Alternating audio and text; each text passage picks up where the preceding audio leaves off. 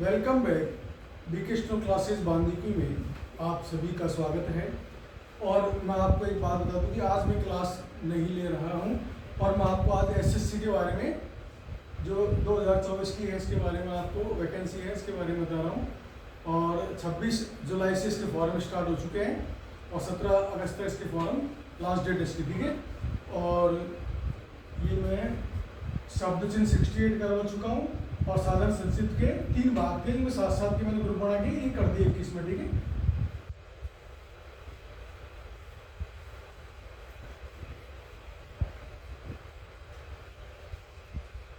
और जो चीज़ मैं आपको आज बता रहा हूँ उसको अच्छे से सुन लेना आप लोग। अगर समझदार हो तो मेरी बातों को सुनोगे या ऑफलाइन ऑनलाइन जो भी है अच्छे से सुनना इस बात को जो मैं बता रहा हूँ आपको एसएससी के बारे में विशेष तौर से। एसएससी स्टेनोग्राफर की जो वैकेंसी है ये एसएससी हर साल वैकेंसी निकालती है और इस साल जो 2024 की वैकेंसी है ना इसमें एसएससी ने 2006 वैकेंसी निकाली है, 2006 वैकेंसियाँ निकाली हैं। और ध्यान रखना इस चीज़ के लिए कि एसएससी की जो वैकेंसी है ये 12th बेसिस पे आती है। किस पे आती है? 12th बेसिस पे आती है। और सीजीएल किस बेस पे होती है?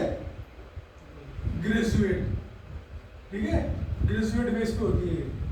एक 12th पास बंदा जिसको कोई 4th क्लास के लिए नहीं रखता है, समझ रहे हो मेरी बात के लिए, ओनली एक 12th पास, वो अगर सीजीएल लेवल पे अगर स्टेनो की वैकेंसी को अगर आप 12वीं पास करके और आप एक ऑफिसर रैंक में जा रहे हो आप, ठीक है, जो बोलते हैं ना कि अधिकारी का पीए होता है, चाहे वो मंत्री का हो और चाहे वो एडिशनल एसपी कमिश्नर का किसी का भी हो, पीए जो होता है इनकम टैक्स में तो असिस्टेंट कमिश्नर तक पहुंचता है बंदा। और दूसरी बात बता दूं मैं आपको, 44 डिपार्टमेंट हैं जिनमें एसएससी आपको पोस्ट दे सकती है। ग्रुप सी और ग्रुप डी के हिसाब से देती है और एंड्रॉइड के स्पीड के हिसाब से। वो तो जैसे आपका रहेगा सिस्टम, पहले प्री फाइट करना पड़ता है और प्री में भी बता रहा हूँ आपको, मैं आपको बीच बीच में बता रहा हूँ हर चीज़ को। इसमें एसएससी का जो प्री होता है ना, प्री के अंदर मैथ नहीं आती है, बहुतों की मैथ वीक होती है, सुन लेना, मैथ नहीं आती है। दूसरी बात, अभी जो एक चालू किया प्रोसेस क्या किया है वो सीईटी का, सीईटी स्टेनो के अंदर सीईटी का कोई मैटर नहीं है, ठीक है।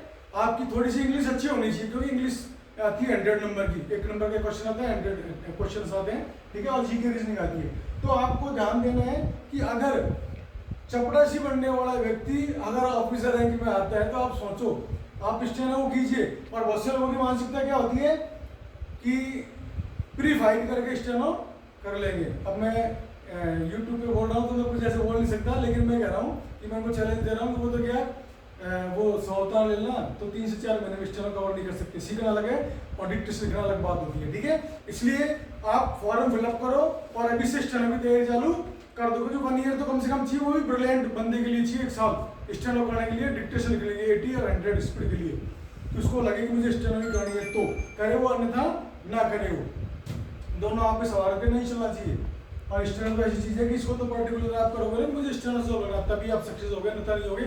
और बता दूँ मैं आपको कि ऐसे लोग भी हैं 1 ईयर का छोड़ो 3-3, 4-4 साल हो गए स्टेनो करते हुए पर वो सक्सेस नहीं है और फिर वो कमी निकालते हैं, सर ने अच्छा नहीं पढ़ाया, अदरवाइज किसी कोचिंग में मेरी बात नहीं कर रहा, क्योंकि वो खुद तो फोकस करते नहीं है, कंटिन्यू क्लास अटेंड करते नहीं है और फिर बोलते हैं कि क्योंकि हम पूरा हाथ नहीं आया तो खट्टे हो जाते हैं ना, फिर ब्लेम किसको करोगे? सर को करोगे, गलती अपनी थोड़ी ढूंढोगे कि हमारी गलती है, हमने पढ़ा नहीं, हम कंटिन्यू नहीं आए, वो गलती तो छुपा देते हैं। फिर आपस में एक दूसरे से यार सर से नहीं पढ़ाते यार सर, क्योंकि वही बात आती है ना कि चोर थोड़ी गई आज मैंने चोरी की है, इसलिए ब्लेम दूसरे को करो। तो ध्यान से सुनना कि अगर आप अभी से तैयारी स्टेनो की करते हो तो मैं ज़्यादा तो आपसे नहीं कहूँगा कि इस बार में सिलेक्शन नहीं होगा, लेकिन नेक्स्ट में आपको सिलेक्शन डेफिनेटली हो जाएगा अगर आप स्टेनो में फोकस करोगे तो। क्योंकि मेरे पास में बहुत से लड़के ऐसे आए हैं अब से भी सालों पहले कि जिन्होंने 3 बार एसएससी फाइट कर लिया। एक तो कोचिंग वाला आया था, लक्ष्य कोचिंग अपने बांदी में ठाकुर साहब गडले में था, पुटी से था कि सर मैंने 3 बार क्या नाम से एसएससी प्री फाइट कर लिया लेकिन स्टेनो मेरे से नहीं आती है। अब बहुत से लोगों को तो प्री फाइट ही नहीं होता है, पसीने आ जाते हैं और उसने 3 बार प्री फाइट कर लिया लेकिन स्टेनो उसको आती नहीं है, तो कैसे करेगा जॉब स्टेनो का? इसलिए आप लोग अभी से लग जाइए और 26 तारीख से इसके फॉर्म चालू हो चुका है, 17 अगस्त इसकी लास्ट डेट है।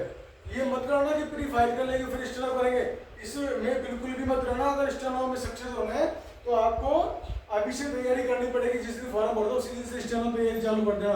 ये नहीं कि यार प्री फाइल करेंगे फिर स्टेनो करेंगे, इम्पॉसिबल है, हो ही नहीं सकता, कर नहीं सकते आप। मैं चैलेंज कर रहा हूँ आपको, ठीक है।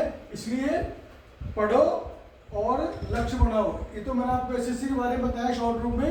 कोर्ट की वैकेंसी आती है हाई कोर्ट की, उसमें ना जीके होता है, ना मैथ होता है, ना रीजनिंग होता है, किसी का भी पेपर नहीं होता, ओनली स्टेनो होता है। बताओ मेरे को 12th बेस पे वैकेंसी आती है और लगभग 99% वैकेंसियाँ 12th बेस पे आती हैं। इसलिए एक तो आप कोई फॉर्म भरोगे, आप ग्रेजुएट हो जाओगे, आप बीए करोगे, ठीक है, आप बीकॉम करोगे, आप बीएससी करोगे, तब जाके आप ग्रेजुएट कहलाओगे। और ग्रेजुएट होने के बाद में आप फॉर्म भरोगे किसका, सीजीएल का। और मैं कह रहा हूँ सीजीएल आप जब ग्रेजुएट करोगे 3 साल बाद, 3 साल आप तैयारी करते क्यों और चीज़ों की, आप स्टेनो की तैयारी करो ना। आपको जो सीजीएल का जो पेमेंट बेसिक है ना, आपको 4200-4600 रुपये ग्रेड है, वो आपको 12th बेस में मिल रही है ना, और सीजीएल वाले से टक्कर दे रहे हो आप। तो आप वो चीज़ करो ना जिसमें बेनिफिट मिले आपको, फायदा मिले आपको, आपकी लाइफ सेट हो। और परसेंटेज का जमाना तो है नहीं, जहाँ से आप 99 पर लगे तब भी कंपटीशन में आ जाओगे आप। तो फिर क्यों दिमाग लगा रहे हो यार, बीए बीएससी बीकॉम करने में हो जाएगी वो। तो फिर डिग्री तो लेनी है आपको, परसेंटेज बेस पे तो नौकरी मिल रही है आपको टीचिंग लाइन में छोड़ के। तो फिर स्टेनो करो ना अच्छी तरह से। इसलिए मेरा कहना था आपसे यही है जो मेरे को सुन रहे हैं कि स्टेनो करो, बहुत अच्छी चीज़ है, बहुत अच्छी लाइफ बन जाएगी। आपने कभी सोचा भी नहीं होगा इतनी अच्छी पोस्ट पे आप पहुंच जाओगे आप, ठीक है। पढ़ते रहो, बढ़ते रहो और लाइफ में आगे सक्सेस होते रहो। Best of luck.